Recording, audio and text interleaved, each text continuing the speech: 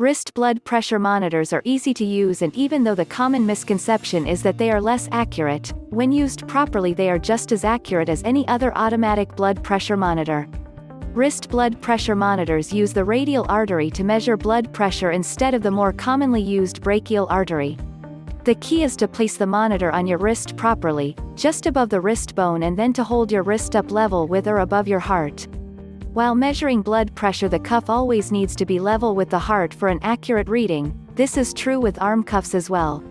Wrist blood pressure monitors are generally smaller and more compact than regular automatic blood pressure monitors, making them easier to transport than other monitors.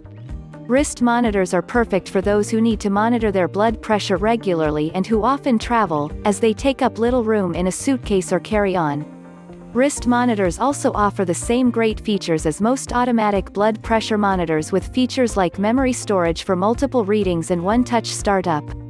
Wrist blood pressure monitors are generally more comfortable than other blood pressure monitors and are able to be used on a wider array of people without having to rely on multiple cuff sizes, making them an all-around, more convenient option.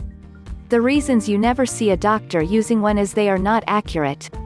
If you look at your wrist and think about where your blood vessels are, they are surrounded by the bones of your wrist, ulna and radius, so getting an accurate reading is not easy. On your upper arm, your blood vessels are on the outside of your bone, humerus, so are accessible to get a good reading.